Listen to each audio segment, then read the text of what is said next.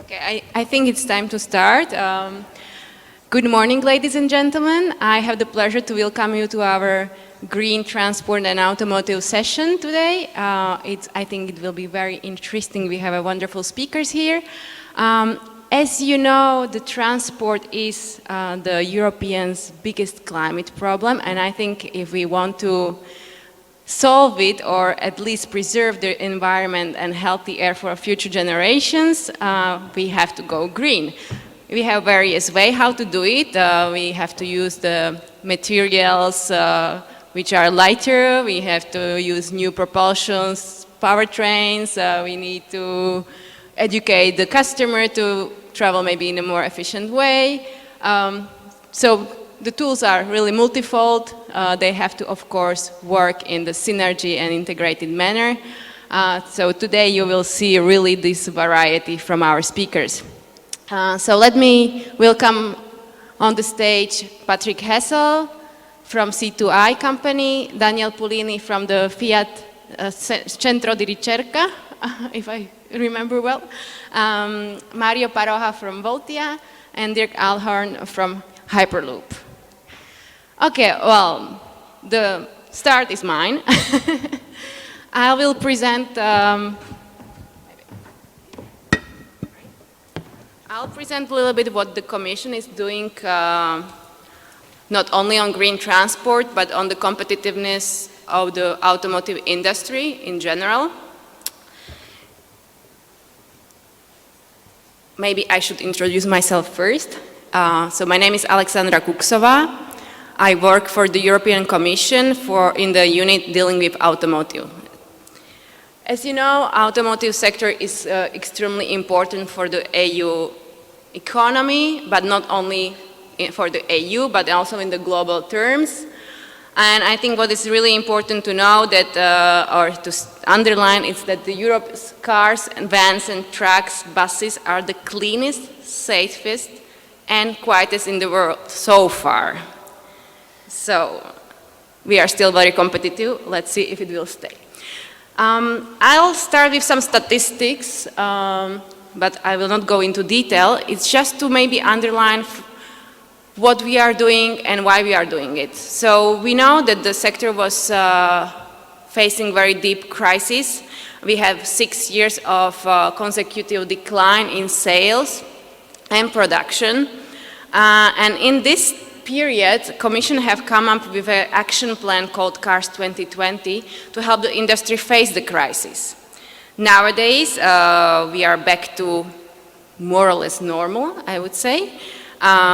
Since February 2014, we have consecutive increase in sales, and we are almost reaching the levels of March 2007. I will skip this slide because it's just basically saying where we are now in terms of sales, but I think what is really important to know that although the European car industry is back on track and the sales are increasing, production is increasing, we still think there are a lot of challenges ahead. And these are due to the changing environment, basically changing trends. We have now launched a new group, Gear 2030, which is dealing with the competitiveness of industry in midterm and long-term perspective. So as you could see, the CARS 2020, which I was mentioning, was raised during the crisis period and was really working on short-term. Now we think we need a common vision for the midterm and long-term strategy for the competitiveness. So we know the sector will be changing. We know there is more and more requirements on the CO2 reduction, on safety enhancement. We know the customer is changing, and the customer will be living in the cities, will be rather aging, so might need different type of use of the vehicle. We know we are moving towards car sharing instead of car ownership. There are new technologies arising, like autonomous vehicles, electrification, but also in terms of production, advanced manufacturing and materials. We know that the market is moving to emerging economies. We know that there will be many new players also entering this car sector.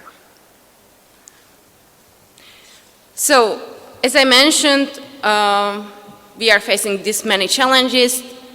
Lately, we were facing another challenge, not necessarily helping greening the economy and transport, the Volkswagen case. So we think the reply to this scandal was, of course, to adapt the regulation for lowering the emissions in a quicker way, but also we think that in the long-term perspective, we have to focus on the competitiveness and bringing back confidence of European car manufacturers.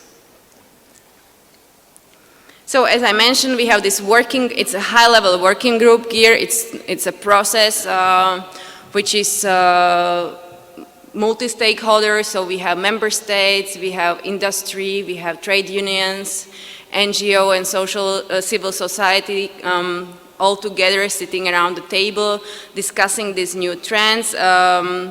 This group should work for 2 years, and we have 3-level structure. I think it's less important, but I think the actual work is actually happening in the project teams. We have 3 working groups. We have one looking at adaptation of the EU value chain according to the new trends. So basically, we try to build up scenarios where the industry will be in 2030. We have a dedicated project team on zero-emission vehicles.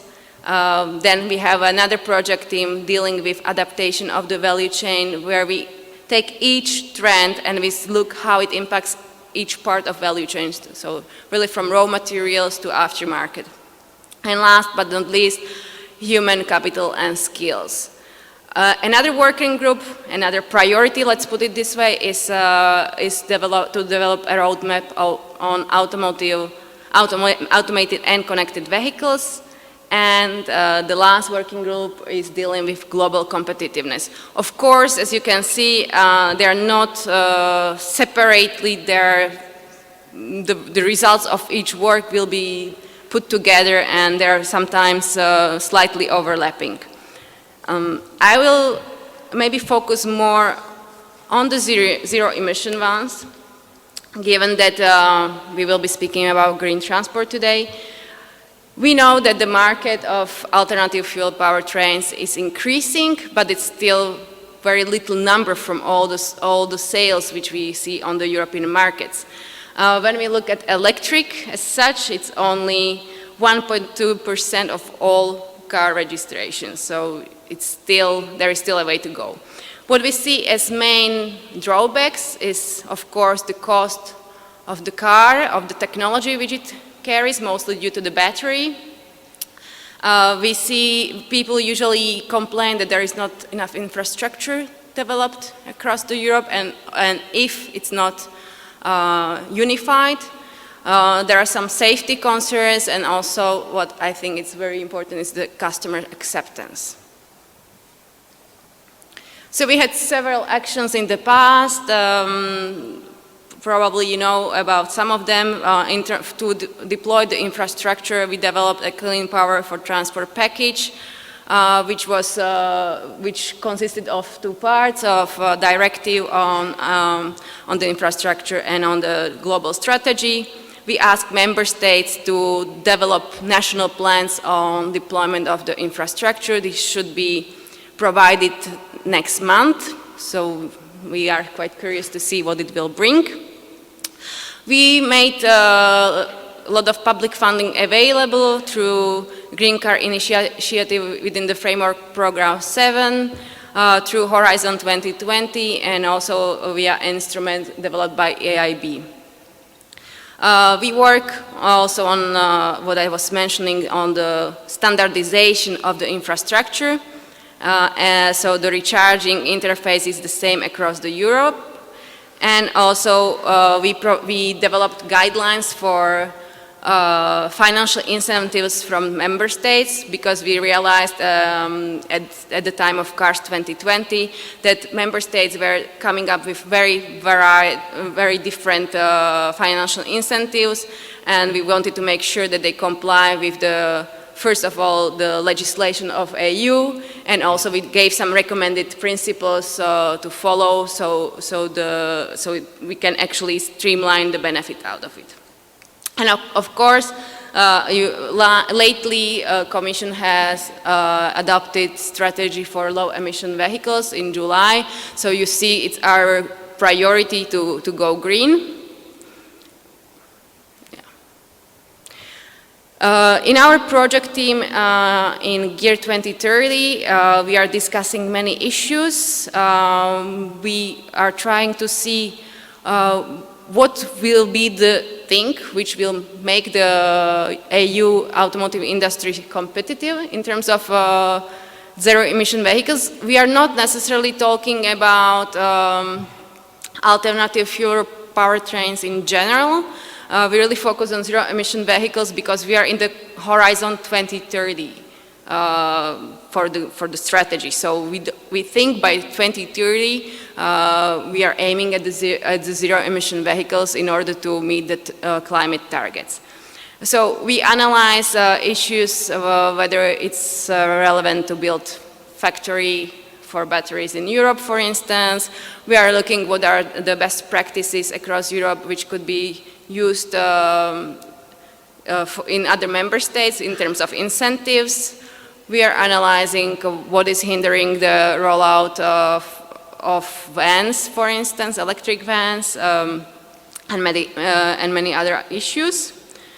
And I will skip also the other project teams, although it's interesting. I already mentioned a little bit, so I will rather leave the space for our speakers who have more experience on hands-on technologies developing green transport. Okay. Thank you.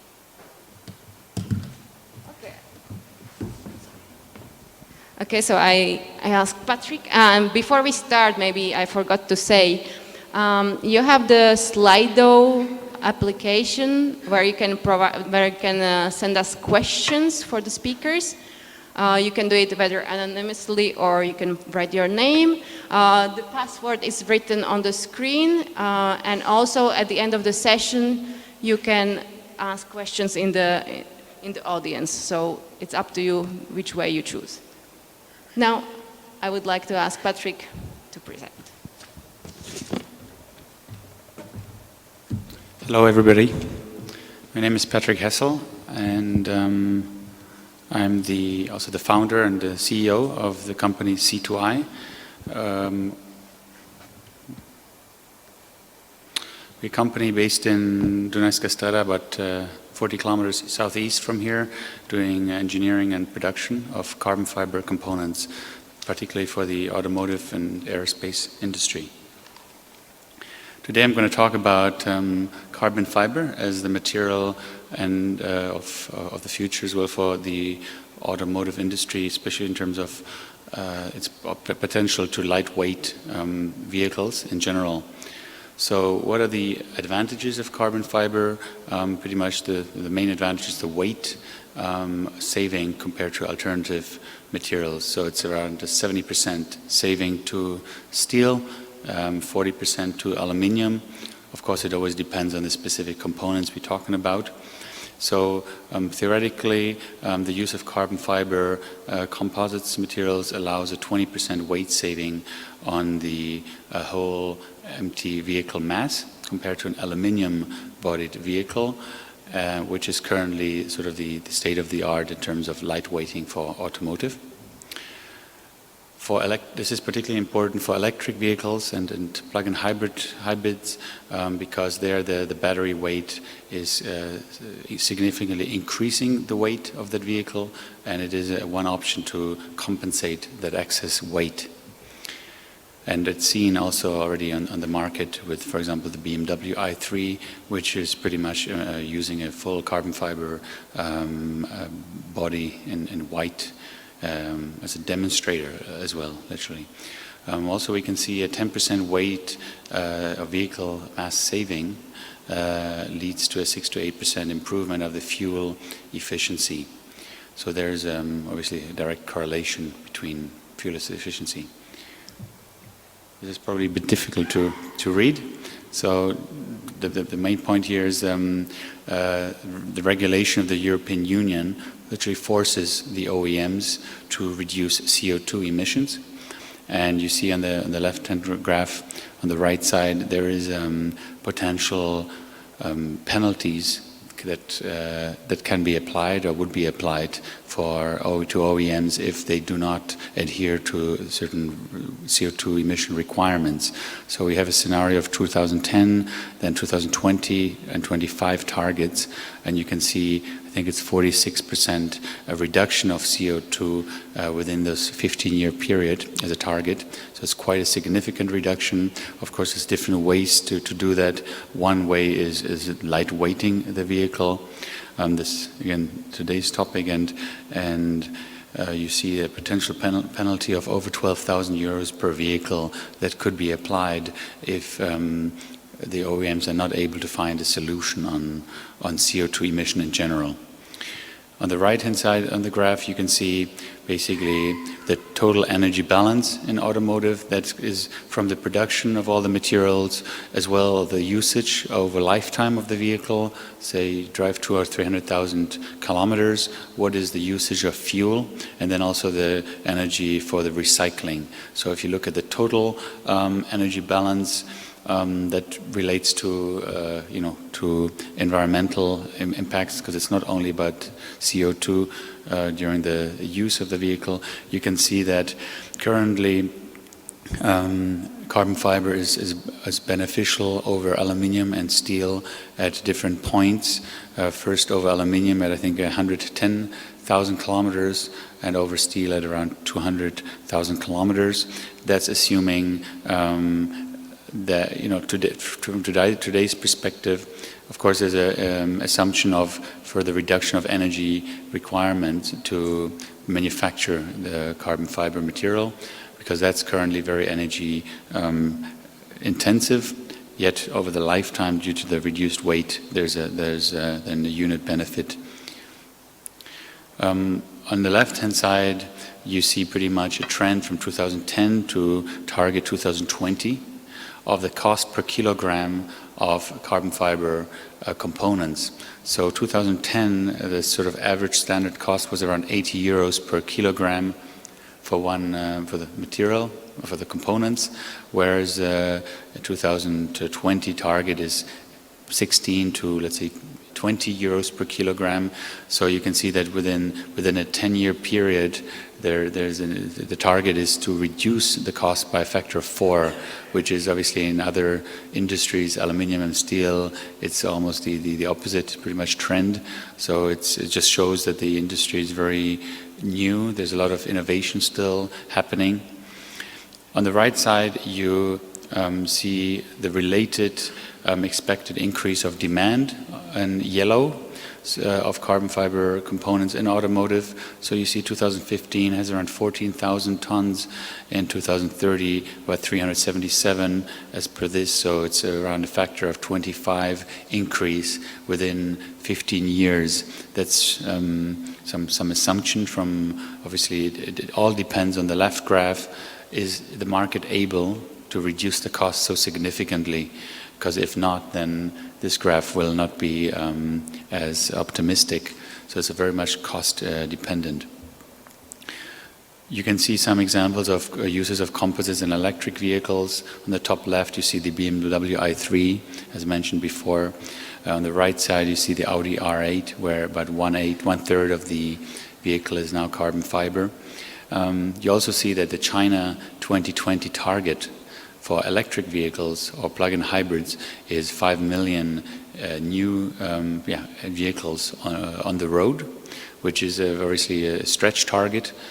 However, it's just indicating a very strong target, and hence also the industry is expecting a lot of developments happening in China in this respect. This is just one short slide about aerospace. Currently, carbon fiber is already the standard material for structural, in aerospace. You see the Boeing 787 as well as the Airbus A350 have already 50% of the structural weight of the vehicle from carbon fiber, which is far more significant than the second largest material, which is aluminium, with 20%. This has dramatically changed from maybe 10 years ago, where carbon fiber was around 15%. So you can see that, of course, in the air, lightweighting is even more important. Hence, in that sense, aerospace is more advanced compared to automotive in terms of the use of the material. However, I mean, you can see on the left side, related to that is also opportunities to change the shape of the aircrafts to make them more aerodynamic, and hence have a better lift-to-drag ratio and more basically an ability to reduce the weight of the airplane. Just briefly about C2I. So we manufacture components basically using more the standard technologies in the market. Prepreg autoclave, for example, that relates to a 4-hour cycle time of production, meaning one part comes out every 4 hours. Of course, we have some processes where it come out maybe 2 parts an hour, but in principle, it's a very slow process currently. However, that's the standard process in Formula One, in supercars, in aerospace.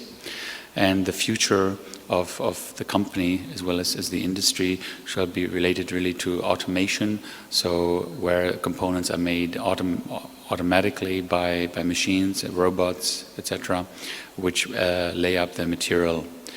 So what are the opportunities? It is literally an opportunity for us to become a global player in the high volume automotive industry, relating to obviously much lower cost of production. To have a global reach. We have now an office in Germany, but obviously we're looking at other markets like US, China, and Japan in our 5-year plan, as well as there is an opportunity to attract maybe more high, lower volume OEMs to Slovakia because of our capability of body-in-white carbon fiber production. This is just some example of how it looks like to manufacture parts of the components by machines. On the top left side, you can see a robot laying up the carbon fiber. In this case, 2D. It can also be done in 3 dimensions. Currently, for your imagination, it's people, it's human labor, literally laying up this material. It's like a textile cloth into the tools, and then in the future it should be done by machines or robots or CNC machines. Later on, this laid up blank, we call it, is then pressed. Just like in high volume automotive, in steel or aluminium, you just press the material into the 3-dimensional shape. So this is what this is showing literally. So yeah, these are pretty much, it brings me to the end of the presentation now. Yeah, are there any questions? Thank you, Patrick. Please, if you have any questions, use the Slido application or wait until the end of the session. We will then discuss them all together. Thank you. Thanks.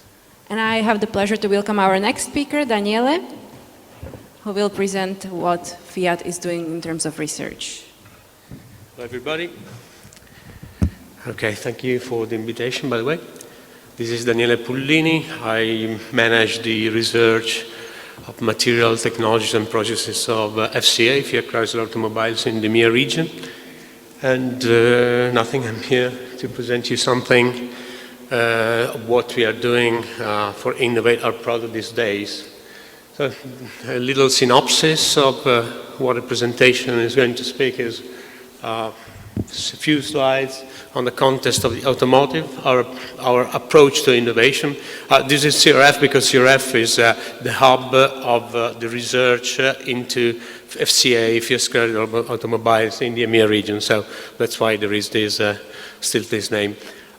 Research and innovation challenges, what we are facing, and some brief results of our research, more mature, that is going towards innovation these days. So, actually, the work frame are dictated by the social grand challenges that turns on translate into emissions reduction and increase of safety. So most of the efforts that were spent so far was to decrease down the emissions and to increase up safety as much as possible. You can see from these slides, from these two graphs, the numbers are pretty comfortable.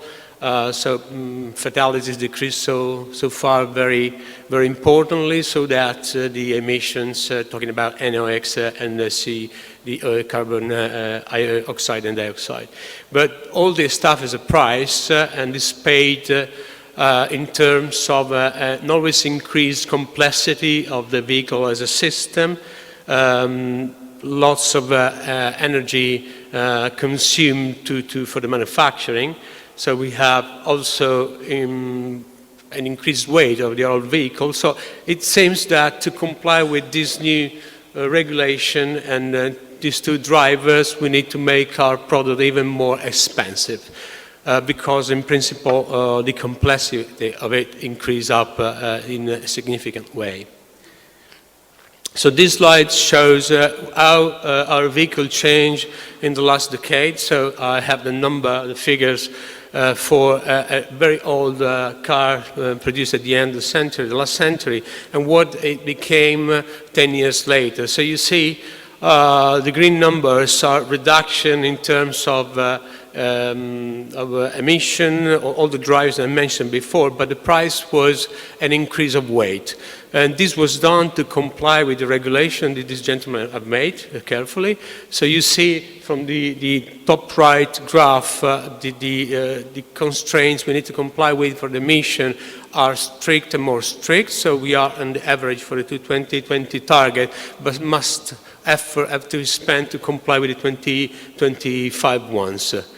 Next slide shows where we are with respect to the average of the OEM of the world. So we are the red line a little below concerning the CO2 emitted for mass. This doesn't mean that we are better than the other. It means mostly that we do in the EMEA region smaller car, and the regulation is the CO2 gram emitted per kilometer driven by the mass of the vehicle itself. So it's pretty conservative for us that we do usually for the EMEA market smaller car. This regulation unfortunately doesn't take into account the CO2 emitted for the full life cycle. So there is a lot of push to go to electrification, of course, but to have a real clue of the convenience is also for against the environmental sustainability of the electrification is still under doubt, because we should consider all the CO2 emitted from the very first manufacturing a single component to the final dismantling of the car. And so considering all this stuff, there are no regulations in Europe to map it and to compare if the internal combustion engine is still worse or better of the fully electrified vehicle. This is the performance by the states. We see that US and in North America is a pretty comfortable market because they can afford larger emission. We see that the more strict regulation are in Europe, which is the last dot line at the very bottom. China, surprisingly, is exactly in the middle. So the light blue China lines is China. So we see that already concerning the emission, Europe is at the forefront of innovation, and the numbers are pretty comfortable. So I always start usually with this slide to show, okay, I mistaken the title. The title of this slide was the car is the lowest market in terms of cost. It's a vehicle. The vehicle is a system made up of 15,000 almost parts, devices and components put together in a reliable way with the lowest cost per kilo with respect to any other consumer goods market. So if you consider a car weighing 1 ton, so 1,000 kilograms, and an average price of 2,000 euro, the cost per kilo is 20 euros. So can you imagine all the complexity that are brought into such a complex system, costing less than 1 kilo of mortadella salami? So I'm Italian, and so I like to eat good food, and with 20 euros you don't even have a very good mortadella salami. So this is the constraint we need to deal with.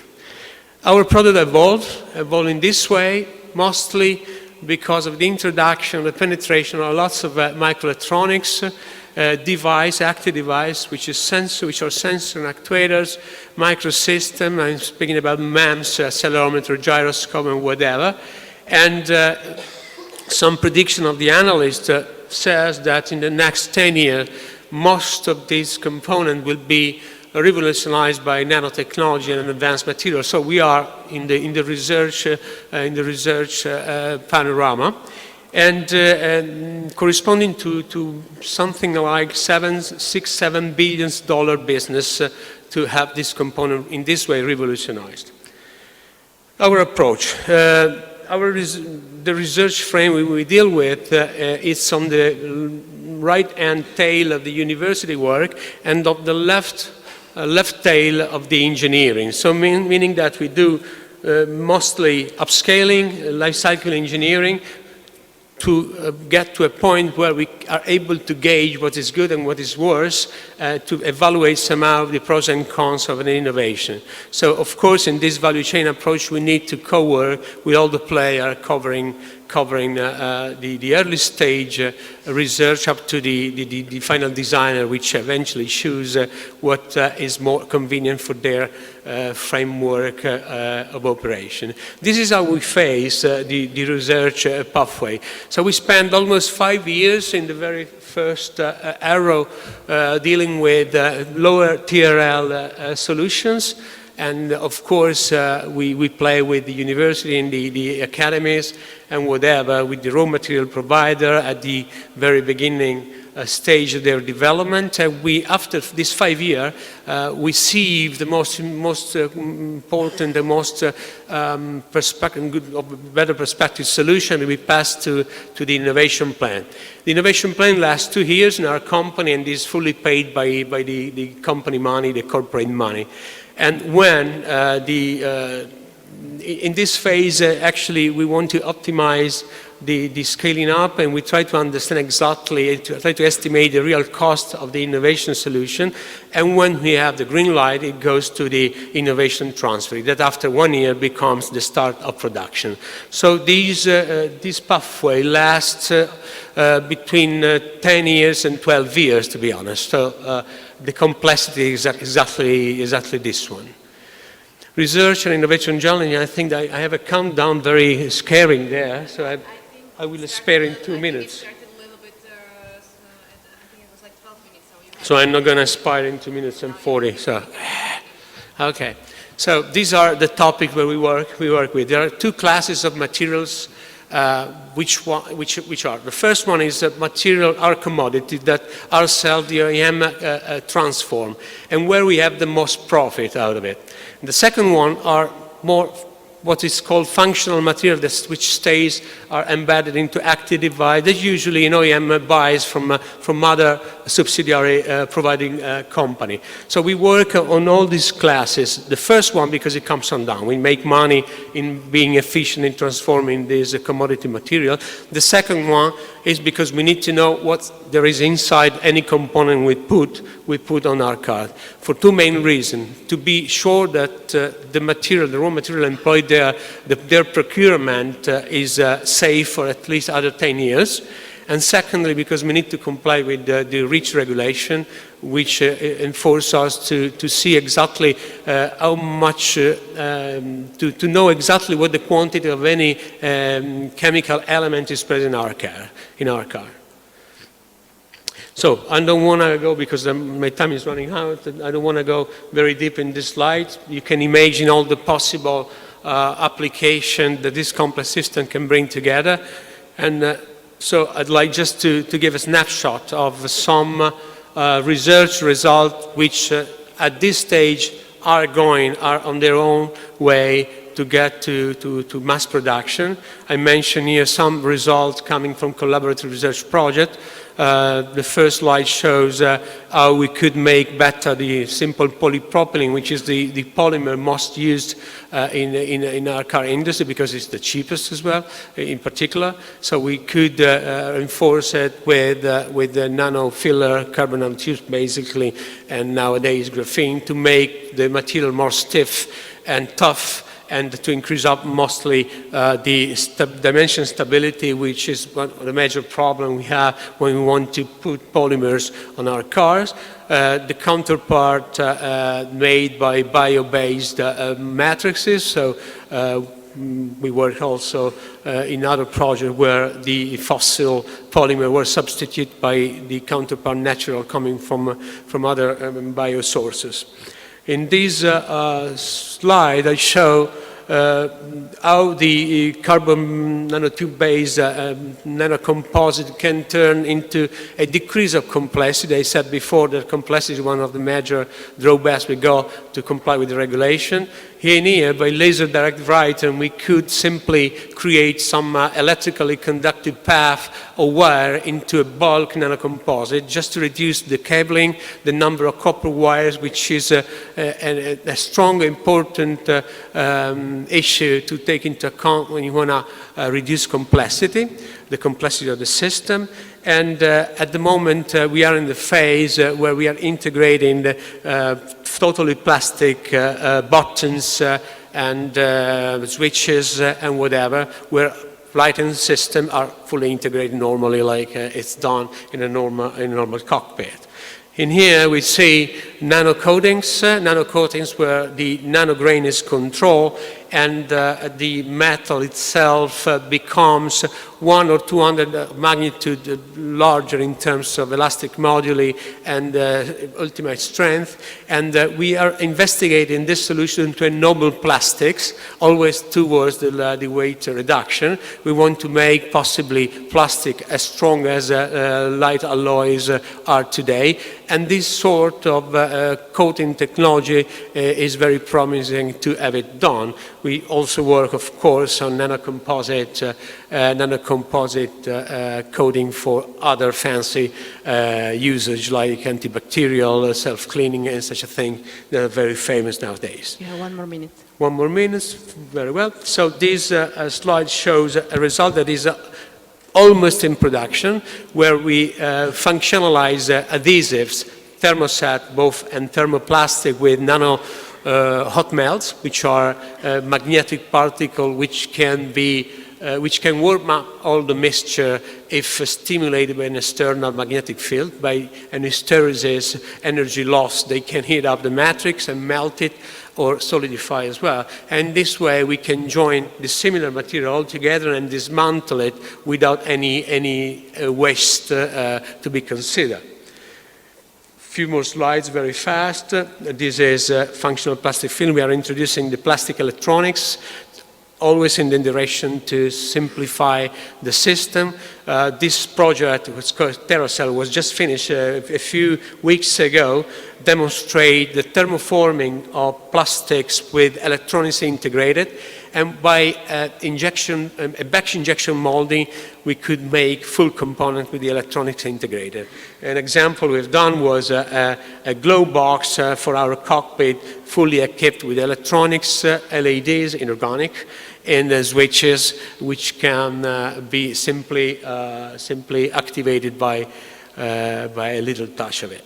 So I think at the conclusion, I don't want to spend more words on that, but only to read maybe the last sentence, which is easy for me to read.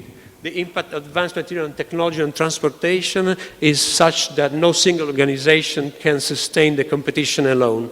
In the last 10 years, all development we have made have been done in collaboration with organizations, institutions outside of FCA group. So this for keep stimulating cooperation and always possibly in the view to fill out the supply chain. Don't ask an industry to become or to act as a university. Don't try to act as an industry if you are a university. This is my suggestion. Thank you very much. And I think we will not lose more time because we are really under time constraints, so I will like to welcome Mario to present Voltia. Dear ladies and gentlemen, I'm happy to present you something about startup company Voltia, which was founded a few years ago.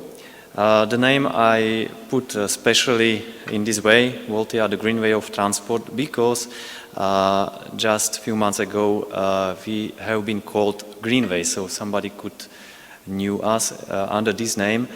We have been based in Slovakia or Czechoslovakia. We have tested our solution here, but now we are in expansion and we are going to Europe. So we have Central Europe, DACH and Benelux regional office, and we are under the name Voltia.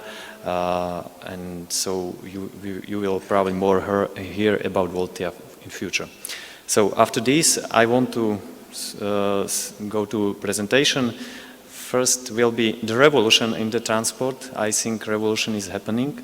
I will explain mission of Voltia in this field and some policy recommendation. So this we know bad effect of transport which we have in our daily life. I will not comment. We know these effects. Europe is acting. Europe has set pretty ambitious goals for 2020. We know about this agenda. As we see now, most of them are probably will happen. So it's very good, this progress in this field. Regarding transport, here are just few examples of national answer and national transport goals.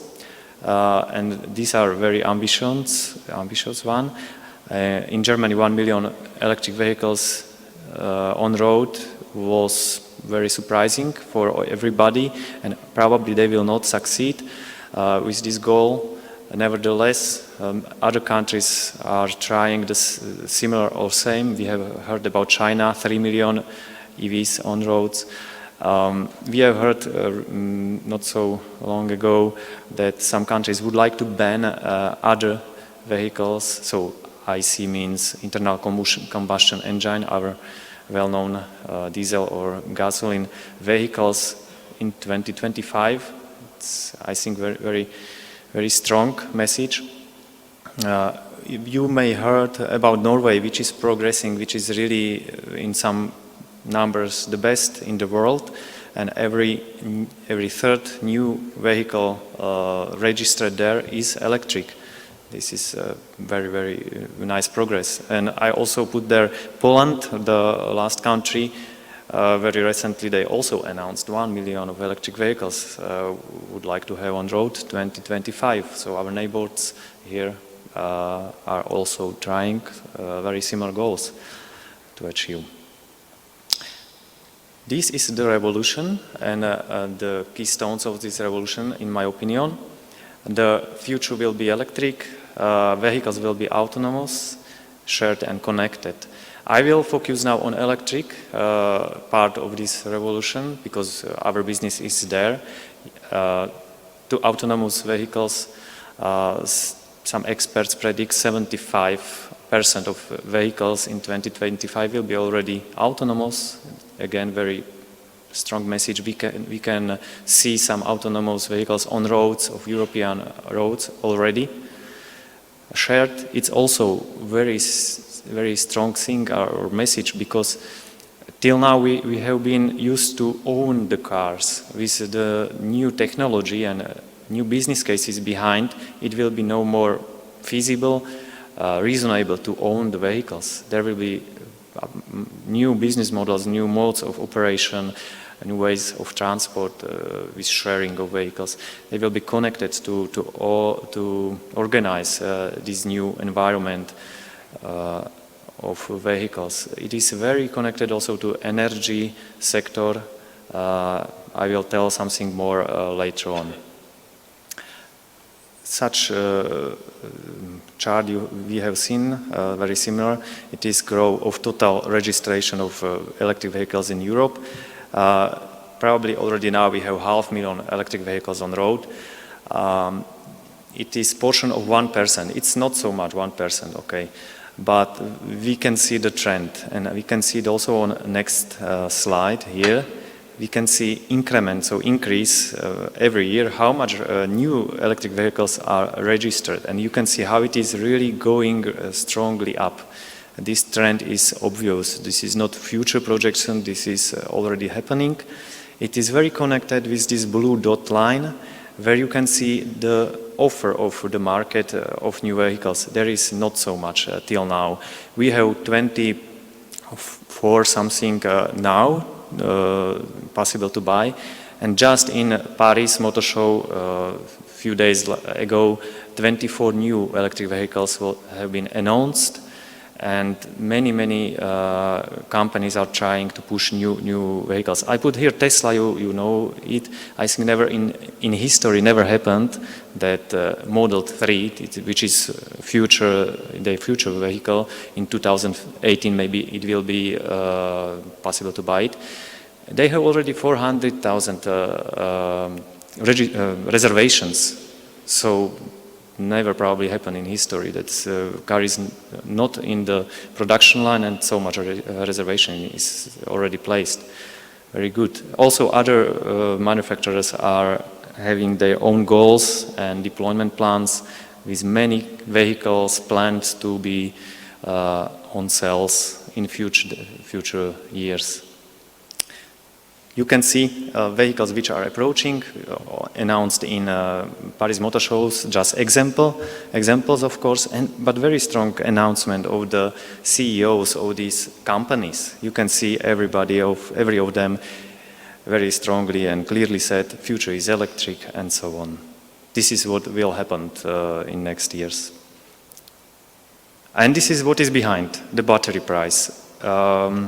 It dropped by factor of 4 in the last 8 years, and this is why all this may happen, because 1/3 of price of electric vehicle is in the battery, and now we can see that we have very good decline of this price.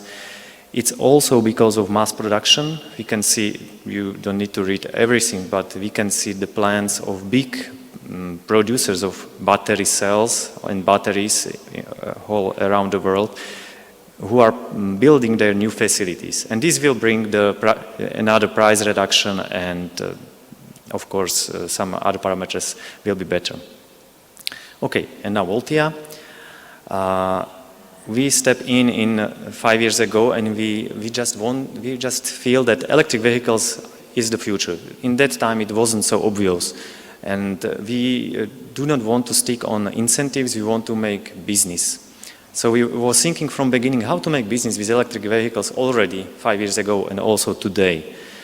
This was our vision, and what was like one of ideas behind that we will not focus on passenger cars. Why? Because they are not driving so much. They have a limited range, and the usage patterns are very chaotic, and most of the time not driving so much. So we focused on commercial vans. They can drive a lot. It means that we can save a lot of fuel, meaning saving operational costs, which are low for electric vehicles, CO2 emissions, and we can penetrate the market very quickly because of usage of commercial vehicles. They can drive normally the same route every day. They don't need to go 1,000 kilometers suddenly, and of course it's good that they are driving every day, so the vehicles can make economy every day for all stakeholders. When we approach clients, they have, of course, a few questions which we have to solve, examples of them, and these are very valid questions, of course, for them. So we were thinking how to do it, how to overcome high purchase price. Very simple. By that, they will not buy vehicles from us. They will pay for monthly kilometers driven on kilometer basis. Driving range, okay, there is some limitation in batteries, so we developed battery swapping infrastructure. I will show you later. Technology risk, of course, they was afraid of new technology, but when the operator, electric vehicle operator, owns the technology, so clients don't need to be afraid about technology behind. He just wants his service, his kilometers, and we will provide it on our own risk, of course. This is, in other words, said what we are offering, so complete service like key solution for a fleet operator by simple monthly subscription. Facing the reality, meaning this 5 years ago, it's old slide, pretty old, but the situation don't change very much. Offer of electric vans on the market is very, very low and have been very, very low, meaning poor parameters, high price, and really not satisfying results. That's why there is this green bubble. We decided to build our own electric vehicles. It was not intention from beginning, but when we see the market offer and we want to make business, we need to do it. So we took Citroën Jumper, which we have some collaboration, and we retrofit it, put their electric drive, put battery inside. You can see it on the left down picture, and prepare everything. It was 1 year development with our friends and collaborators. The core part is, of course, battery, so we need to go very deeply to know batteries, their characteristics, and test them, develop our own battery management system. This is really like crucial part of the electric vehicle. So we took it again to our hands because there have been not very much experiences. Now we are continuing within already Horizon 2020 project Everlasting, which starts in September, and we will for next 4 years develop future battery management system for industry in Europe. This was like a big achievement. Of course, it is collaborative research with other partners. Battery swapping, okay, so when we want to drive a lot with electric vehicles, we have two options, either fast charge them or battery swap. Fast charging is not good for these big cars and big batteries because the current have to be very, very high, and still you will spend 20, 30, 40 minutes on charger, what is not convenient for the drivers. That's why battery swapping, and it's not so hard to develop. When you rebuilding vehicles from scratch, then it is easy to prepare battery swapping. These are few parameters of the battery swapping station. 1 more minute. How much I have? 1 minute? Yeah, I think they shortened our presentation because we were 5. Yeah, okay. Okay, no problem. I will try to be quick. There is this easy battery swapping process, 50 kilogram girls as a benchmark. It was like for fun, but also for reality. Our assistant do it without any problem. Okay, I will go further. We have connected vehicles. We have all data already in the database. We know how they are driving. We can make some results, some other projection out of that. This is our offer already now. Citroën Jumper on the right, Ivan, we call it Ivan, on the right down, and then we are using REinEU 200, also very good vehicle already now on the market, OEM vehicle. Charging is not a big issue already now. Fast chargers are in Slovakia, 20 of them, so you can reach from every corner of Slovakia fast charger, and you can see dots on the right side, and it's TN10T corridors which are already equipped with fast charger due to some funding of European Union. Very good situation, and it is still better and better. Poland will be next year equipped, and so on. Recommendation which I have put, I will not go through all of them. I will stick on the planning and open energy system. As I mentioned, energy is very much connected. When we have electric vehicles, we need to rebuild also energy grid, but it is advantage because energy grid needs also storage, energy storage to make their services. And electric vehicles has batteries. It means we can use benefit of electric vehicles within grid, just to need to plan it correctly. I'm very happy that European Commission is preparing measures and preparing collaborative research projects or calls, and you can see 13 calls are open for electric vehicles in this period, and also there is very special call for new battery cell production within Europe, what is also very good. We see that we are in line with the policy plans, and we are happy with that. So I will just end due to time, and thank you. Thank you very much. I remind you the Slido. We already have some nice questions here, but let's move on with Dirk presenting a very futuristic way of transport. And super fast, right? Is this one? All right. Okay. All right. Hi. I know everybody's tired. Try to make it quick. I have 12 minutes here. Let's see, I'm probably not going to make it there, but well, we're Hyperloop Transportation Technologies, and we're transforming transportation at the speed of sound. Who here knows what the Hyperloop really is?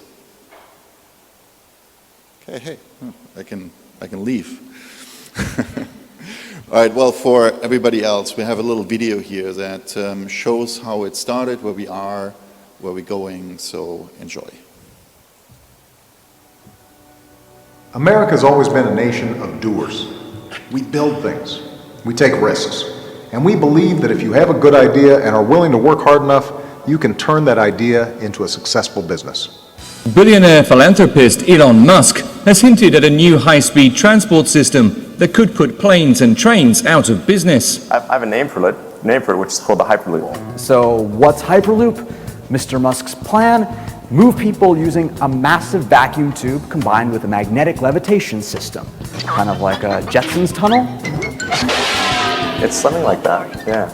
Here's how he teased the idea in May at an All Things D conference. It's a cross between a Concorde and a railgun. It's called the Hyperloop. It's a system of giant suspended tubes. Riding within are capsules carrying people or freight travelling on cushions of air at speeds of up to 1,200 k's per hour, or roughly 1 kilometre every 3 seconds. A tube that would be on pillars from Los Angeles to San Francisco, and inside there would be capsule cars that would be rocketed forward up to 700 miles an hour, and that there would be a fan on the front.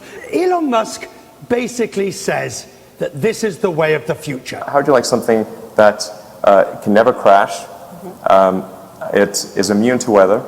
It goes 3 or 4 times faster than the sort of bullet train, and it would cost you much less than an air ticket. It will only cost to build this $6 or $7 billion. Compare that to the $65 billion for the current high-speed rail plans for California. He believes this is a viable, valuable alternative for mass transit between these two destinations. Could something like the Hyperloop actually be the answer to super fast, environmentally friendly, high-speed travel between our busiest cities? So the gauntlet has been thrown down. A design document for a whole new, super cool way to travel. The only thing now, will someone pick it up and make the Hyperloop a reality? There are some companies that are forming to try to make the Hyperloop happen, and I encourage them. I think that's great.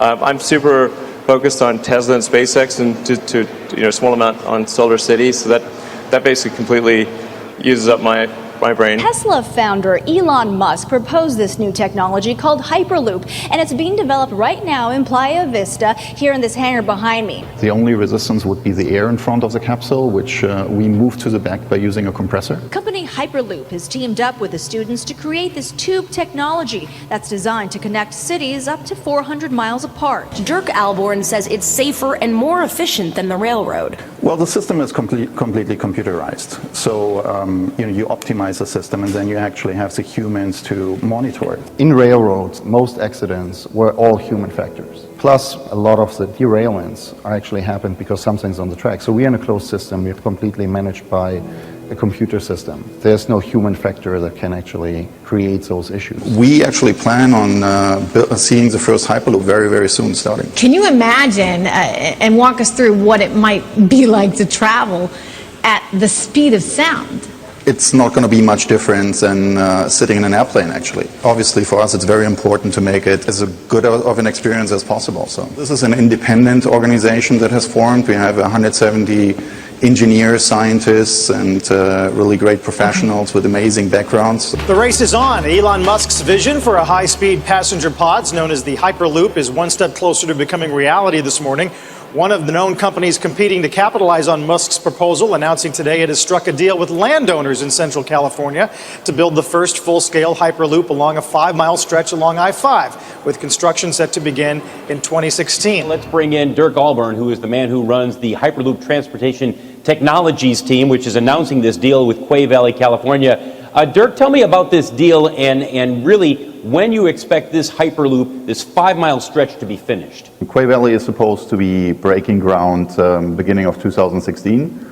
That's when we will start working on our development. So we will be starting ground at the same time. At this moment, we expect to be done by 2018. Hyperloop now appears one step closer to reality. Starting next year, that theory will turn into a groundbreaking in Quay Valley, Kings County off of I-5. A developer there has just committed a big chunk of his private land toward the project. It's a 5-mile loop that would take visitors through a planned entertainment district. There's going to be a test track. Elon Musk has announced that he's going to build a small-scale test track.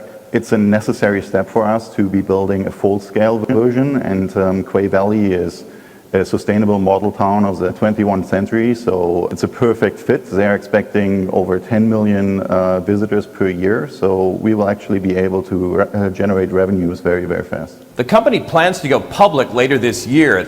We want to do a public offering. We want to give our community that's supporting us the possibility to own parts of the company. We want to make sure that the people that have been helping building the company and this technology are able to participate in the investment, in the fundraising, and the upside of the company. With their contributions to Hyperloop, these students from around the world now have stock options in the company.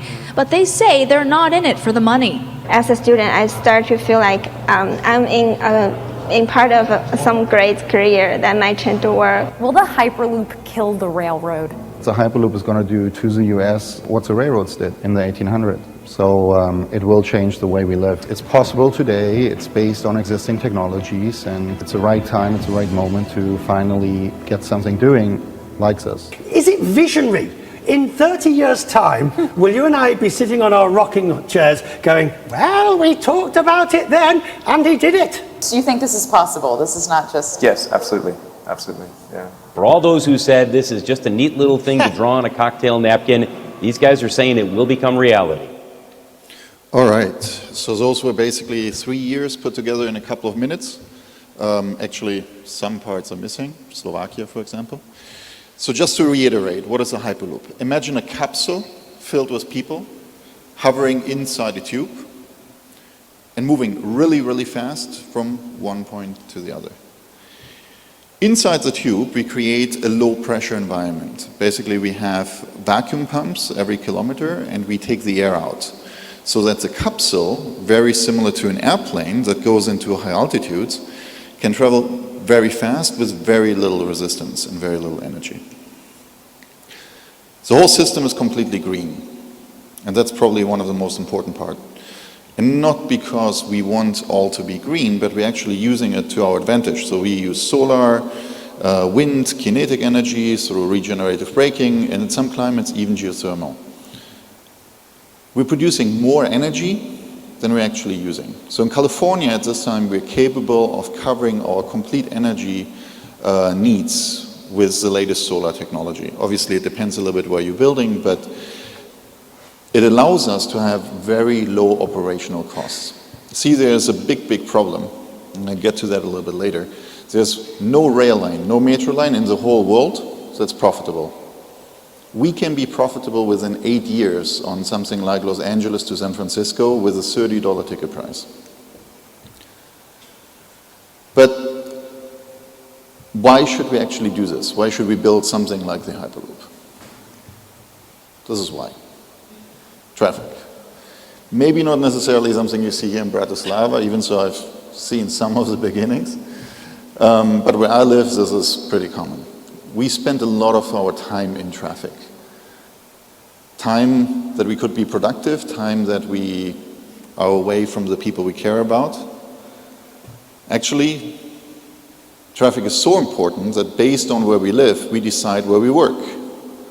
Based on where we live, we decide who we date, because if she lives on the other side of the city, it's probably not going to work out. And there's this. Traveling sucks. I don't think anybody here enjoys this. We enjoy to get to the destination, but the process, I don't know. I mean, 2016, I think we couldn't do much, much better. Well, and then we have this. Beijing on a sunny day. On a bad day, you can't even see the hand in front of your face. So now some people might think that this is something that is a problem that they only have in China or in India, but actually if you live in Europe, you're probably in one of the metropolitan areas, you're probably losing 14 months of your life thanks to pollution. Now, transportation is only a part of that, but I think it's reason enough to actually do something about it. And then we have the railways, dinosaur industries. Right? They haven't really innovated for a long, long time. We're building old infrastructure, very expensive, when we could build something new, much, much cheaper. In fact, these are traditional railroad tracks, like they're being built today in Europe. 1 meter 43.5 is the distance. Anybody here knows why? Why is that specific distance? No? The Roman carriage. So basically, we're building new infrastructure today based on the butt of 2 horses. But if we would actually make them a little bit larger, we could move more freight, more people, safer and faster. It would be that easy, but just to make you understand how little we have actually innovated. Cost, as I mentioned, is a big issue. We're subsidizing everywhere. Rail, metro are not making money. The Los Angeles metro, as an example, makes 76 cents per passenger, and the government, so taxpayers like you, are paying $2.50 for each person that uses the metro. You know, makes you want to stand in front of the metro and ask them not to use it. But some people tell me that, yeah, well, Los Angeles, everybody's taking the car, so of course this can't work. But it's not only a problem that we have in LA. So New York, which is one of the most used metros in the world, loses $2.2 billion every single year, which is 82 cents per passenger. Germany subsidizes their rail system with 22 billion euros, actually, every single year. So how would it be to have a Hyperloop? Well, airports are a big issue, and you know, we're building more and more of them. They're further and further apart. We could connect them, and now they would become terminals. Imagine Bratislava and Vienna being one airport, right? Being basically just a terminal apart. Freight could be shipped from China within hours over the Silk Road, which is actually supposed to finish here in Slovakia. And we could basically have an on-demand economy. We could live in one place and work in another. I think that's something that everybody's really excited about. All right, but how are we going to do this? Well, technically there's no issue. We know how to build pylons, we know how to build tubes, we know how to create a vacuum inside those tubes. This is a picture of the CERN Hadron Collider in Switzerland, where we're actually achieving much lower vacuum conditions that we are needing. And the company that's responsible for that vacuum is actually part of our team. Alternative energy is a safe bet. It's getting better and better every year and cheaper. So, as I said earlier, today we're capable in California to cover the complete energy need just with solar. But we know in 3 years it's going to be even better. But we're doing something else different. We're building a company in a completely different way.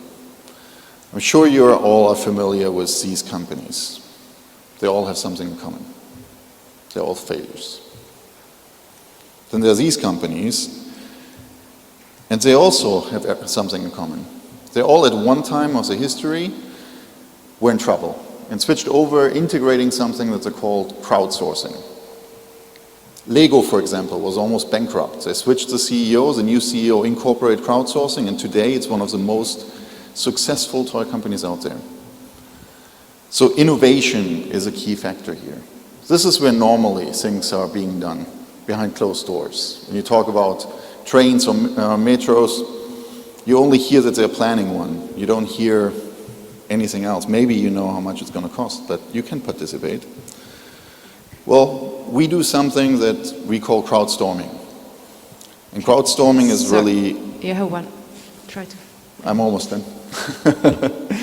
Involving you. So, asking questions. We have the chance of rebuilding public transportation, completely new. So what would you do different? How would you do it in 2016? Do we need a ticket? Is a ticket really the best way of making money? Or are there better ways today? Because ticket is very much 1800, right? You're spending actually a lot of time in your cars, in the trains, in airplanes. On Facebook, an average American spends 50 minutes. Okay? Just to give you an idea. And Facebook is a very profitable company, yet the transportation companies are relying on your tax money. So we're working on the technology, we're putting it together, we're ready for building version number 1. In California, we filed our building permits. We did the land surveying and the mapping, we're doing the environmental studies right now. We are planning on breaking ground later this year, beginning of next. And within 3 years, you should be able to try the first Hyperloop. In addition, we're moving forward in Slovakia, so there might actually be some update very, very soon. And we want to hear from you. We want to innovate with you and really redefine how we do transportation today. Thank you. Thank you, Dirk. As I mentioned, we have plenty of questions and little time. So I think I would start directly with the first one. What technology from the alternative fuel powertrains you think will be the winning one for the future and why? Maybe more questions to the research and E-Freight. Hello? Yes, so we are watching new possibilities in drivetrains, and we think it will be electric because of everything what I have mentioned in the presentation. What are the rivals?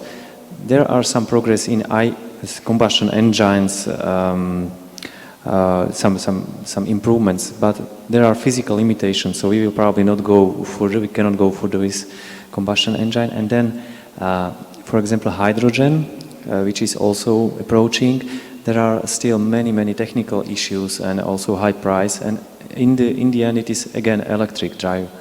Just the source of energy is in the hydrogen. So from our perspective, at least in some midterm, when something really new, some, I don't know, fusion, nuclear fusion will be developed, it will be probably electric drive. That's from the technological perspective. What about the customer acceptance or what they want? Or maybe also if you want to add to the technology.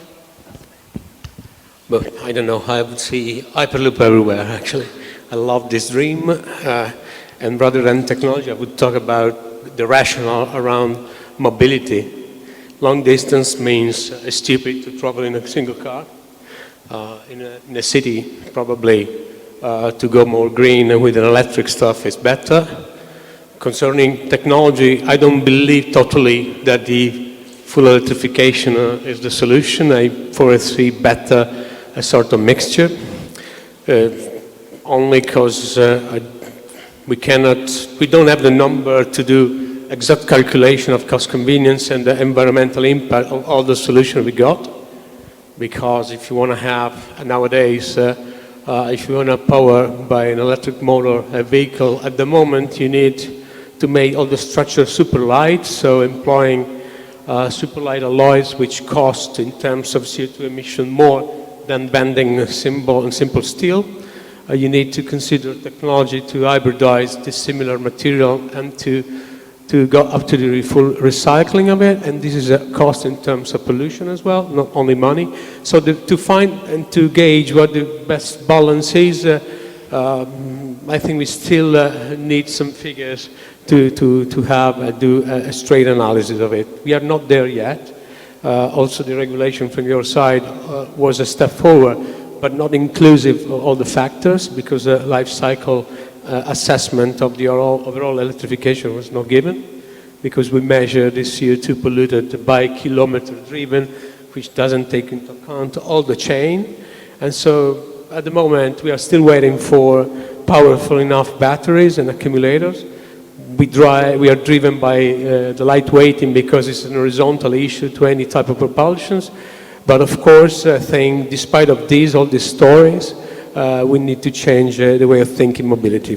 This is for sure. So if you had to invest your private money into any technology, you don't have it clear yet. I would invest into breakthrough stuff, and I would fire myself from my company. I mean, we are dinosaurs at the moment. We need all these big companies are looking at their final end, I think.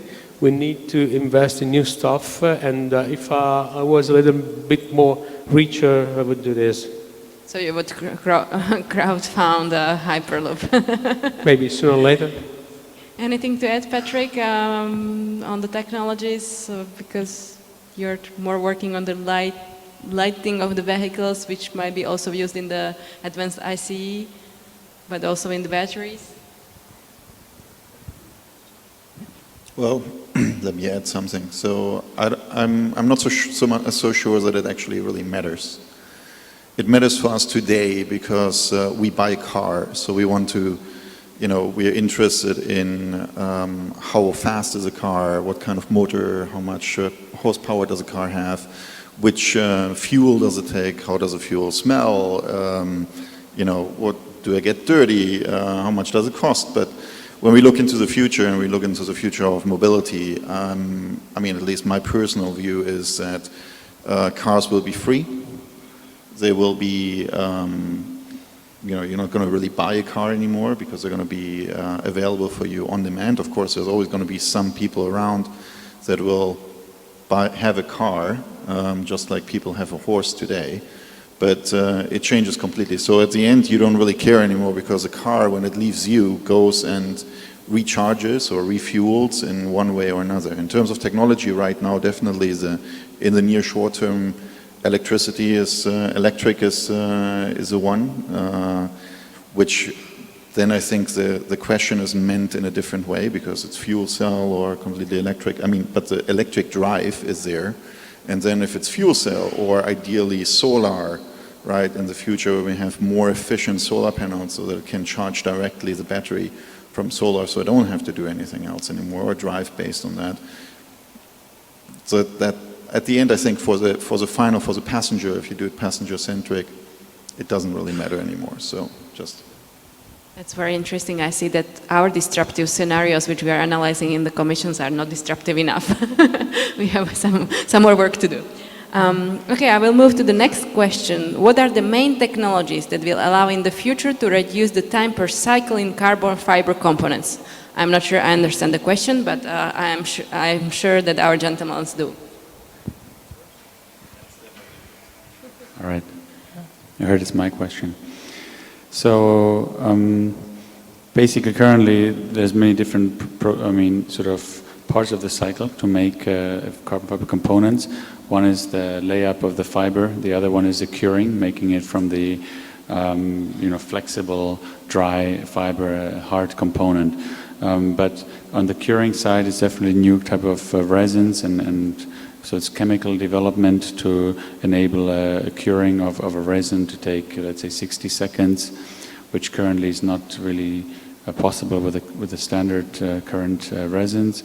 And on the placement side of the fiber, which is currently done almost like in the Stone Ages by hand, this will be done just by machines, basically. So it's a combination of machines for placing and new chemical developments to enable the faster cycle times, the lower cycle times. Thank you. We have several questions on Hyperloop, but maybe before, we have still some more time, we address the question on the ban of combustion engines in heavy transport commercial vehicles by 2030. From Commission perspective, I'm not sure we can ban it on our side. It has to come from the member states or cities, so, but I leave the floor to the gentlemen. What is their opinion? Why do you want to ban ICE? I mean, if I was a French, I would have plenty of nuclear power plants, and so the energy there is very clean. But most of the countries in Europe are run by petrol power, which is the first energy source we burn to make electricity. So the normal combustion into an engine is still one of the most efficient systems to transform energy into mechanical power. So this is clear, but I think always the discourse is a little more complex. It should integrate all the aspects of the issue. So of course, in most of the of the European countries, the nuclear power was banned or was about to be banned, and so I would question myself before turning into full electrification if the main clean sources of energy is not operated anymore. So I don't know. I would discuss it better. Something to reason around, I think. I think Mario might have a different view as they're promoting events. Let's hear what he... Yeah, I want to clarify this ban. As I know, this is meant about passenger vehicles, and I absolutely agree with Daniel that there will be a very long time a mixture of different drivetrains, and we need also ICE engines for sure, especially for these long distances, trucks and so on. There is really no economic sense to switch it, and maybe also not ecologic sense. It would be, but it's not possible technologically.